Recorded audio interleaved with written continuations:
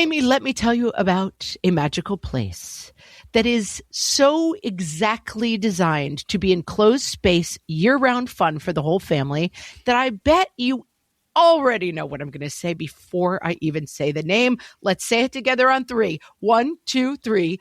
Great Wolf Lodge. You got it, Amy. My kids loved Great Wolf Lodge when we went. You probably already know that it has a huge indoor water park with a wave pool, lazy river, a bunch of massive water slides. But then your pack can hit the other attractions because wait, there's more. Great Wolf Lodge has adventure-packed attractions like Magi Quest, a live-action game kids can play throughout the lodge, plus the Northern Lights Arcade. Spent some quality time there, so your kid who loves the lazy river and your kid who loves fantasy games will both have a great time. Great Wolf Lodge also offers great dining options and complimentary daily events like nightly dance parties, all under one roof. Unpack the car once and you're settled in to have fun. And with 22 lodges across the country, you're always a short drive away from adventure.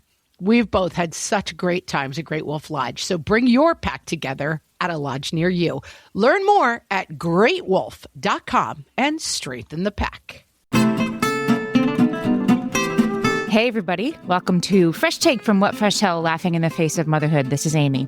Today, I'm talking to Dr. Greg Hammer, a recently retired professor at Stanford University School of Medicine, a pediatric intensive care physician, pediatric anesthesiologist, and a wellness and mindfulness lecturer.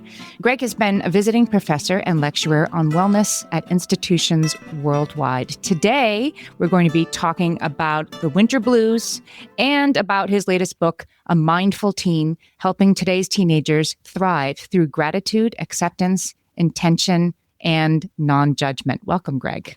Wonderful to be with you.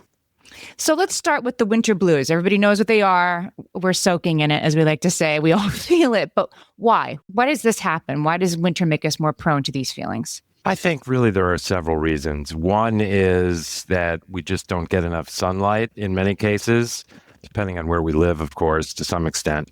And light is so important. When I moved to California from Chicago, I actually was just taken aback by the brilliance of the light here, the brightness of the blue in the sky and the brilliance of the green all around me. And I realized how important light is. And especially to me, I'm somebody who's very much affected by my surroundings, visual, as far as sound, et cetera. So I think one issue in the winter is that we just don't get enough sunlight. Light is a very interesting physical phenomenon, actually. Mm-hmm. You know, our visual spectrum goes from violet on the short wavelength end to red on the long wavelength end. Beyond that, it's infrared, which we don't see, and ultraviolet, which we don't see. Blue light, as many people know, is very activating, and that's why people wear blue light blocking glasses when they're looking at a computer screen, especially at night when they don't want to be activated. So the absence of blue light may, in fact, rob us of that activation. So many people recommend in the morning, expose yourself to sunlight or ambient light if possible. Red light, on the other hand, is calming. It activates our parasympathetic nervous system. It's used by professional teams for healing and fatigue and so on, these so-called red light therapy devices. Mm-hmm. So light is very important. And I think the relative diminution in the amount of light we're exposed to in the winter is one factor that may trigger feelings of sadness. There are lots of other reasons, I think, as well. One is the holidays, I think, can be sad for many people. They may remind us of lost loved ones. I know it's that way for me to some degree. And also there's a lot of expectation at holiday time that things are going to be merry and wonderful. And right. If they're not, there's often somewhat of a disappointment. I think the sunlight hours being diminished also may interfere with our sleep. Darkness actually activates melatonin, which makes us sleepier. So you might think that sleep would not be a problem, but in fact, some people just are thrown off by the change in hours, especially when we change the clocks from daylight savings time to standard time. There's actually an increased incidence of cardiac events like heart attack and stroke temporarily with the change in times. And it can be disruptive to people as well as just the shortened days and lengthened nights. So our sleep hygiene may be interrupted. And, many people don't get much exercise in the winter. Perhaps they're runners or people who Yep. cycle and so on, and they don't get outside much. They don't go for walks. Yeah. My Apple Watch doesn't lie. It's so different in the cold weather than in the nice weather. It's true. Yes. So I think that sleep, exercise, and nutrition are the keys to our physical well-being, and that very much affects our mental well-being. And when one of those three essential ingredients is disrupted, maybe the sleep, maybe the exercise, they're so tightly interrelated. When we're not sleeping well, we're fatigued. We have hormonal changes that affect our appetite. We may crave sweet foods. I can tell you, after a night on call, there's nothing like one of those See's chocolates that reside at the nursing station, donated by a grateful family. So our eating habits may deteriorate when we're somewhat sleep deprived, or just a lack of exercise. Exercise promotes good sleep. When we're not exercising, we may not sleep as well. So things can really kind of get off the rails in the wintertime for many people for lots of reasons. And when it comes to teenagers, sleep and nutrition is things they're usually running on a deficit. Speaking for my own teenagers, maybe not eating the best things or even being offered the best things at school, not getting enough sleep, default, and exercise during season or when it's nice, as you say, and then when the cold weather is off. And that all leads to, we all know, we need more sleep. I really should, blah, blah, blah. But the idea that it really does compound and start to affect one's mental health at this time of year is something I think we all know we know it to be true, but we sort of wave it away. Does that make sense? And it's much more serious than that. Absolutely. And as you suggested, teens are already sleep deprived. They probably need more sleep than adults, right. And they probably get less sleep than adults for a number of reasons. They're staying up late with social media. They've got lots of homework. They've got after-school activities and then have to delay starting their homework. They're chatting with friends, etc. So again, I think the relationship between sleep, exercise, and nutrition affects teens as much as it does the rest of us. And when they're not getting enough sleep, their eating habits may be altered and getting off the track a little bit, and not getting enough exercise, they're fatigued, they're busy, etc. So yes, I think these things are just tremendously important. Fortunately, once we identify the drivers of winter blues, we can address what some of the remedies may be. Which in your work is primarily mindfulness, that's an approach that all of us should be considering. Why is that so hard to, well, I'll speak for myself. I'll speak for adults. Why is it like, yeah, I should be eating better. Yeah, I should be more mindful, whatever that means, right? Why is it something that is so useful and feels very good to do for ourselves, and yet we set aside? What is that resistance about?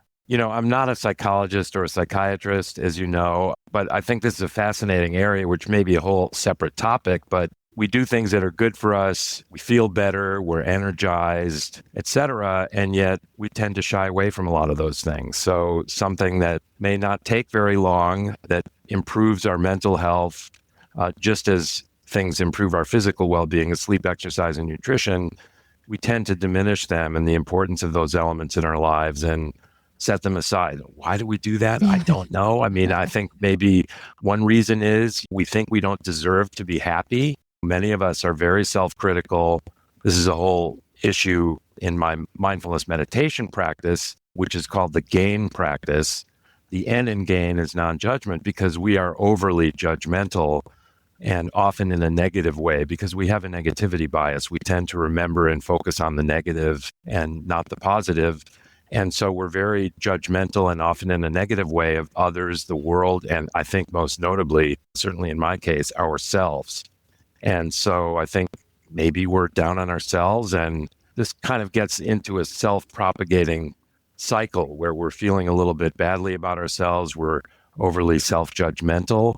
And then we do things like binge eating and not exercising and staying up late watching something streaming on our laptop, exposing ourselves to all kinds of blue light and staying up way too late. Things we know are not good for ourselves, but we set aside some of those really healthy habits. So why do we do that? I don't know.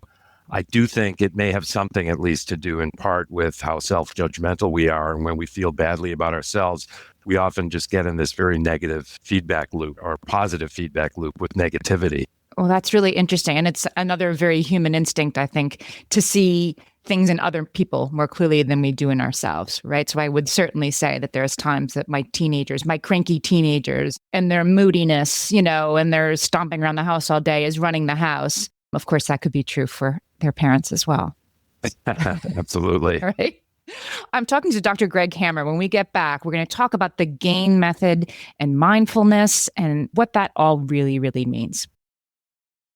Hellions, it's time for some spring cleaning, and I don't just mean the coat closets. Doing your financial spring cleaning can actually be super easy when you let Monarch do your financial spring cleaning for you. One dashboard that gets your entire financial life organized. No more clutter, no more mess, no more logins scattered everywhere, just accounts, investments, property, and more, all in one place. Get your first year of Monarch for half off, just $50 with promo code FRESH. Monarch allows you to look not only at what you've already spent, but also to plan for the future. With Monarch, you can set savings goals, plan for big purchases, and notice spending trends before they become a problem. I can generate cash flow reports that show me what we spent this quarter, this month, what we're probably going to spend next month, and feel prepared, organized, and knowing how to plan for the future. No more surprises and a lot more clarity. Try Monarch. Use code FRESH at monarch.com to get your first year half off at just $50. That's 50% off your first year at monarch.com with code FRESH. Amy, when I'm having a good hair day, it usually makes my whole day better. And that's why on every day, I'm taking Nutrafol. Nutrafol is the #1 dermatologist-recommended hair growth supplement brand, and it's the #1 hair growth supplement brand personally used by dermatologists. Nutrafol's hair growth supplements are peer-reviewed, NSF certified for sport, and clinically tested. Nutrafol offers multiple formulas for men and women, tailored to different life stages and lifestyle factors, so you get support that's actually right for you. Adding Nutrafol to your daily routine is easy. Order online, no prescription needed, with automated deliveries and free shipping to keep you on track. Let your hair be one less thing to worry about. See visibly thicker, stronger, faster-growing hair in 3 to 6 months with Nutrafol. For a limited time, Nutrafol is offering our listeners $10 off your first month subscription and free shipping when you visit Nutrafol.com and enter promo code LAUGHING. That's Nutrafol.com, spelled Nutrafol.com, promo code LAUGHING. My favorite skincare products actually feel more like self-care, like they're so nice to put on and they smell so good that I'm actually happy when I get to that part of my day. And I swear that is how I feel about Osea's anti-aging body balm. Amy, you are usually the lotions and potions queen on this podcast, but I have to say, hard agree. Osea's anti-aging body balm is a liquid silk body balm that combines the lasting hydration of a lotion with the firming power of a serum, leaving skin smoother and firmer. This body balm is clinically tested and designed to deliver visible results you can see and feel. So we've gotten to use this product for a couple of months now, and I swear I have really noticed firmer and smoother skin, like on the back of my hands. It's like getting a mini spa treatment from head to toe. Get a spring-worthy glow with clean, clinically tested skincare from Osea. And right now, we have a special discount just for our listeners. Get 10% off your first order site-wide with code FRESH at OseaMalibu.com. That's 10% off your first order with code FRESH at OSEAMalibu.com. Okay, so Greg, let's talk a little bit about what it means to be mindful. I want to really define that. I really love the definition by Dr. John Kabat-Zinn, who's really one of the founders of mindfulness. He established a mindfulness-based stress reduction course in Massachusetts at the end of the 70s. Just a brilliant guy. Love hearing him speak. And he defined mindfulness as awareness of the present moment on purpose, non-judgmentally. And why is that so important? Because we tend to be very distracted by the past and the future. We have a hard time being present. I think these are two of our ways of thinking that seem to be hardwired into our brains that are deleterious. One, as I said, we have a negativity bias. We tend to remember the negative and forget the positive. That's certainly the case with me. I look back over my career. What do I remember? I remember the bad outcomes, things I could have changed if I'd done something differently, even just a few minutes beforehand. I don't remember the lives that I saved. And the second thing is, in terms of the way our brains are wired, that is deleterious for our mental well-being, is that we're very distracted. We have a hard time being present. If we just close our eyes and try to focus on our current sensations, things we may hear, a car going by in the distance, the pressure of the chair against our body, we'll very quickly start to drift into thinking about something that happened yesterday. Maybe we're embarrassed about something we said or didn't say or do, or we may drift into thinking about the future, like the list of things I have to do later or something else that may generate anxiety given our negativity bias.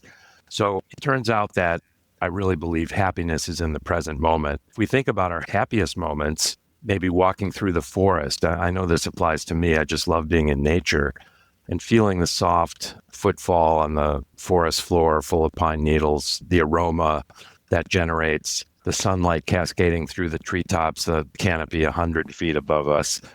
These are times when we're happy, when we're very focused on the present. It could be making love with a partner.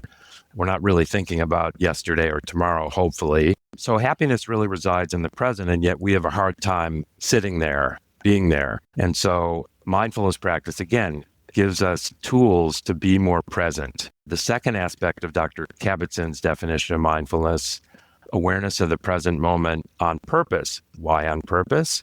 Because our natural tendencies, the way our brains are wired, are not to be present, as I said. And so we want to really experience the fullness of the present moment, which, by the way, is the only moment we ever really experience. The past and the future are just sort of memories and thoughts. So if we want to spend more time in the present, we have to have a plan.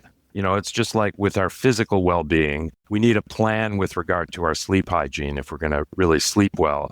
We need a plan with regard to our exercise regimen if we want to be in good shape physically. We need a plan in terms of the way we eat. So we have to have a plan or intention. And the I in GAIN, GAIN, which is an acronym for gratitude, acceptance, intention, and non-judgment, is in there because intention is so important. We have to have a plan. And the third ingredient in Dr. Kabat-Zinn's definition of mindfulness is non-judgment. We're overly judgmental, and as I said, often in a negative way of others, the world, and notably ourselves. So a mindfulness practice really focuses on things that will help make us happier. That's really all the almost 8 billion of us on the planet want, is to be happier. I'm reading more about all of this myself and starting to understand that the happiness comes from the present, not from the stop thinking bad things, think happy things, right? It isn't, I'm imagining myself on a fluffy cloud. It is, I'm feeling the chair underneath me. It is the acceptance of what is, not why am I not feeling happy right now? That's not the way to go. You mentioned acceptance. That's the A in GAIN. So, I try to distill things as a professor and a teacher, and just from my own way of understanding things, I try to distill things into their simplicity. Acronyms that have 3 or 4 elements. More than 4, I probably won't remember it. Less than 3. That's just initials. I'm probably leaving something out. Yes, exactly.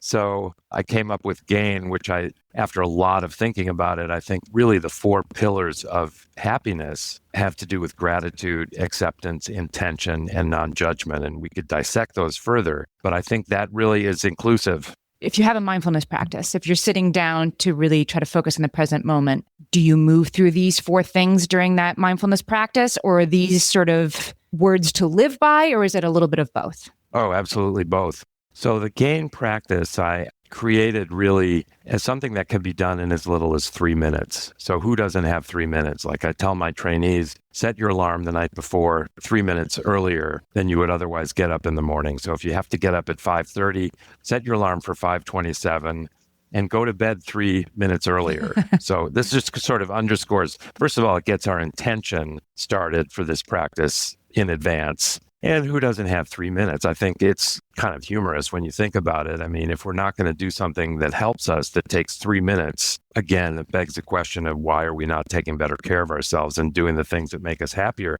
So the practice is simply, we get up in the morning, we open the blinds, there may or may not be sunlight, we do our morning hygiene thing, and then we find a comfortable place to sit. And it starts like other forms of meditation, and this is really mindfulness meditation, with the breath. So we close our eyes, we breathe in deeply and slowly, purposefully, intentionally, if you will, maybe to a count of 3 through our nose, filling our chest and abdomen, pausing to a count of 3, and then in a controlled fashion, just letting go of the breath through our nose or mouth to a count of 4. So we just do this a few times. If each count is 1 second, then 3 plus 3 plus 4 is 10 seconds, and we're breathing 6 times a minute, which seems like inadequate, but it's really not at all. In fact, this deep breathing opens our lungs. It activates the vagus nerve, an important part of our parasympathetic nervous system. It's calming, lowers our heart rate and blood pressure. And then we do, as you mentioned, we do a self-guided tour of those 4 elements. So we may ponder for 30 or 45 seconds that for which we're grateful. Gratitude is so intrinsically part of happiness. You can imagine somebody who's poor and happy or physically challenged and happy, but it's hard to even imagine somebody who's ungrateful and happy. So let's really kind of breathe, and this is all linked to the slow, deep, deliberate breathing. Let's really breathe into things for which we're grateful, even just having a roof over our head, running hot water, things we take for granted, the ability to take a hot shower, food on the table, the loved ones in our lives. Things could certainly be a lot worse. So let's sit and breathe and sort of breathe into this gratitude. And then as we continue the slow, deep, deliberate breathing, we do an acceptance practice. So here we might identify an experience or a feeling that is uncomfortable or even painful. I lost my son at the age of 29, 8 years ago. So this always comes to me first. And I actually take this experience and the pain associated with it and sit with it, breathe into it, actually imagine opening my chest, opening my heart, bringing this painful experience into my heart and sitting and breathing into it, relaxing the muscles in my body. This is acceptance. And if we ask ourselves the question, can I live with this pain forever? Eventually the answer will be yes. And then we transition to the I and gain, which is intention. An example of this might be, let's just focus on our current physical sensation. So the pressure of the chair against our body, the sound of a passing airplane or automobile, something we may smell, or we may hear the hum of our central heat, for example. Let's just focus today for 5 seconds. Maybe next week we can do it for 10 seconds before our mind starts to drift. And if our mind drifts toward the past and future, let's just be the observer of that and gently bring it back to the present moment. And then as we continue our slow, deep, deliberate breathing, we think of non-judgment. Here, for example, we might picture an image of the Earth, apparently suspended in space, one of these beautiful NASA images. And it occurs to us that the Earth is lovely, but it really doesn't possess the qualities of goodness or badness. It's neither good nor bad. And so it only makes sense that I, being of the Earth, just the person that I am, neither good nor bad. I am neither good nor bad. And we link this to our slow, deep, deliberate breathing. I am simply the person I am, neither good nor bad. And we just sit with this for 15, 20 seconds even. And then we return to pure focus on the breath again, just for another 30 seconds. And then we slowly open our eyes and we're ready to go out in the world.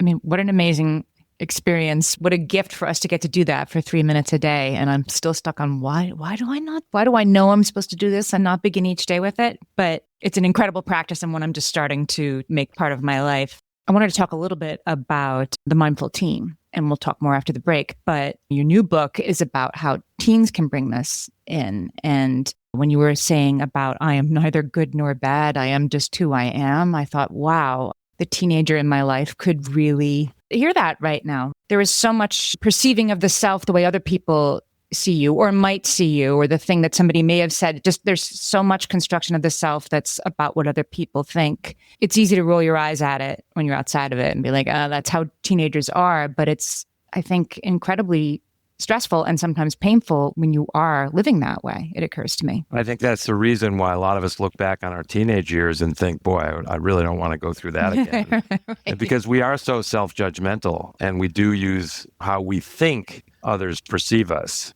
And we might not even be correct in what other people think. But I think the overarching idea is to just sort of de-emphasize what other people think and just be the best version of ourselves that we can be. I'm talking to Dr. Greg Hammer. His latest book is called A Mindful Teen. When we come back, we're going to talk about how we can walk the teenagers in our lives towards some of these ideas and practices. At DSW, we ask the important questions, like, what shoes are you going to wear? Whether you're prepping for wedding season, festival season, or just planning the ultimate vacay, the right shoes can make or break an RSVP. So own the moment. You've got big plans, and we've got just the shoes. At the perfect price, of course. Get ready to get ready with Designer Shoe Warehouse. Head to your DSW store or dsw.com today and let us surprise you. All my kids learned to swim when they were little. It was super important to me that they be confident and safe in the water. There was only one problem with that: taking them to swim lessons. I mean, the pools were freezing. There were always cranky adults doing laps right there. And it was definitely not, for any of us, what you would call fun. Amy, heard. But now there's Goldfish Swim School. Goldfish takes a really thoughtful approach to swim lessons, combining research-based teaching with a warm, kid-friendly environment that actually helps kids thrive in the water. Every detail at Goldfish is thoughtfully designed to create a golden experience, from shiver-free, warm indoor pools to comfy waiting areas for parents to professionally trained lifeguards on deck. Goldfish uses an approach called the science of swim play, which combines guided play with proven teaching techniques to help kids learn to swim, build water safety skills, and gain confidence, all at their own pace. Lessons are designed to meet kids exactly where they're at. If you've been thinking about swim lessons or just wondering where to start, this is a great opportunity. Right now, Goldfish Swim School is offering a waived membership plus your child's first lesson free at participating locations. Just visit goldfishswimschool.com/free to find a location near you and enroll using promo code FREE. That's goldfishswimschool.com/free, promo code FREE. So, Greg, I'm the parent of 3 teenagers, well, 2 former teenagers and 1 current teenager. And there's no idea, right, that mom will bring up it is not a pretty bad idea because mom is bringing it up. And that's fine. You know, that's how it is. But how do you introduce game to the teens that you encounter in a way that makes them sit up a little bit? How do you walk them towards that? The idea really is, the book, by the way, is really for providers. It's for parents, grandparents, teachers, coaches, social First workers. responders, you say, right? Exactly. So I don't expect teenagers to read the book. Okay. But let's face it, our kids, younger and teens, adolescents, they're watching us. And they're really taking a page from the way we see the world and the way we behave and the way we comport ourselves. So it's really important for we as parents and teachers and other first responders to embody these principles, because we can't BS our kids, right? As you know, Right. I mean, they see right through us and they're watching us. They're not going to do what we say necessarily. They're going to watch us and take a page from the way we conduct ourselves. And so the idea here is that parents, for example, adopt this practice. And there's so many ways that we can do that in the presence of our teenagers. So when maybe they don't drive yet, we drive them places, or they don't have a car. So we have some one-on-one time with them in the car. I know we don't often as a family have dinners together necessarily for a variety of reasons, but when we do, it's another opportunity to talk with our kids and each other in ways that sort of transmit the ideas behind the game practice. So let's exhibit gratitude, for example. And so if our teen is sort of whiny and so on, I think we should listen, not judge, and perhaps introduce the fact that, boy, I understand how you're feeling. It's difficult. Things could be a lot worse, though. So let's appreciate what we have. I think an example of that during the holidays, because of this awful political divide, our families have often alienated themselves from each other. Maybe we're having a family occasion with Uncle Joe, who's got sort of extreme views and opinions, and we don't agree with him. And this can cause some friction, but let's prepare our get-together with Uncle Joe and the family in such a way that we emphasize non-judgment. Let's not judge him. Let's, in fact, be grateful for the fact that we have a family to convene. And, now that I sort of dropped the judgment of Uncle Joe, he's actually kind of funny. His jokes are kind of bad, but funny. And we actually can enjoy each other if we are grateful for the opportunity to be and sit with family and drop the judgments and accept the fact that we're different and we have different ideas. So this is something we can transmit in these ways to our kids who are participating, of course. So gratitude is something we can discuss, we can emphasize. Likewise with the other elements of gain, acceptance. There's going to be things that all of us don't particularly care for. It seems the world doesn't satisfy our wants and needs completely. So let's identify, as a serenity prayer would have it, what we can change and what we cannot change, and learn to accept the things that we don't particularly like, that we cannot change. And so our teens, of course, have lots of things they don't like. Right. So let's behave in a way that embodies and embraces acceptance with our teens and the rest of our family. The same goes really for intention, the importance of having a plan. We want to be good at football or some other extracurricular activity, sports or otherwise.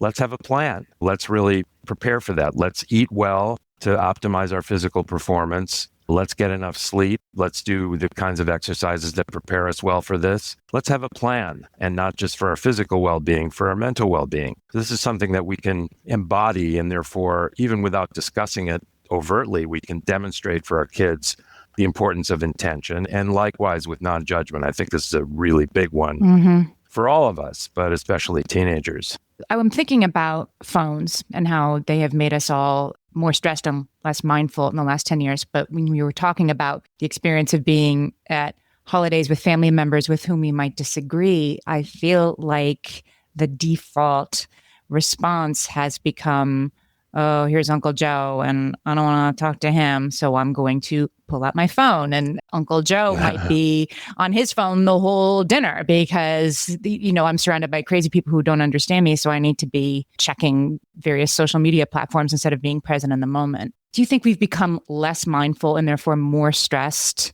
Is that increasing? Is that accelerating as we have phones more and more a part of our lives? Oh, I think absolutely so. It's always easy to say, things are getting worse and worse and worse. And maybe if we went back 50 years, there were other causes that interfered with our ability to be mindful and present. But certainly smartphones have had a lot of negative effects on our teens and for some people ourselves. But I think one of them is that along with Instagram and texting and so on, things that we often do on our smartphones, it really has trained our minds to really have a very short attention span. We're so used to this, and our teens are so in particular used to this idea of just point and click. I want to do something and have something happen right away. And I can't really pay attention to anything that lasts more than 5 seconds. And so this affects and is embodied by the news, by so many stimuli in our environment. We just want immediate gratification.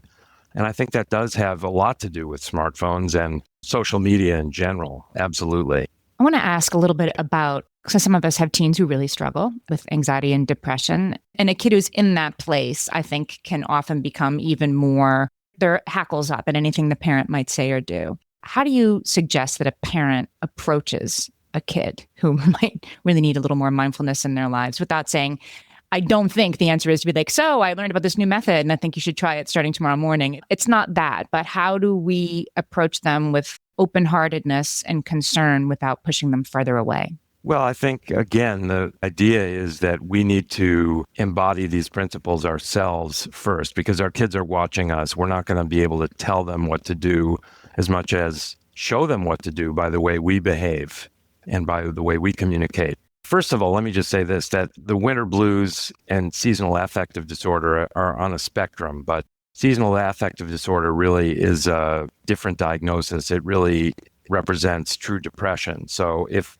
we think that our teens, and we ourselves, in fact, aren't just having the winter blues, we're having seasonal affective disorder. It's interfering with our sleep, our diet, either we're undereating or overeating, et cetera, then I think we should really seek professional help, and we should help get our teens that kind of support as well if they are really truly clinically depressed. But if they're just sort of exhibiting normal teenage behavior, moodiness, and so on, again, I think I just go back to this idea of the way we conduct ourselves and the way we communicate. And I think we have to listen. The A in GAIN is acceptance. So we have to accept our kids for who they are, but really listen to them and discuss and embody these principles. And I think that's the best we can do. Just to kind of summarize, there's some things about our teens that we're not going to change, but we can help guide them through our own behavior and the way we interact with the world. I've been talking to Dr. Greg Hammer. His latest book is A Mindful Teen, Helping Today's Teenagers Thrive Through Gratitude, Acceptance, Intention, and Non-Judgment. There's the GAIN method right there. I'll put the link to buy the book on Bookshop in the notes for this episode. And Greg, can you tell our listeners where else they can find you and your work? Sure. Well, the book has a website, mindfulteen.com. My personal website is greghammermd.com. I'm on Instagram, greghammermd. So lots of places. I'll link to all of those in the show notes as well. This has been a very eye-opening conversation. Greg, thank you for talking to me today. Truly my pleasure. Thank you.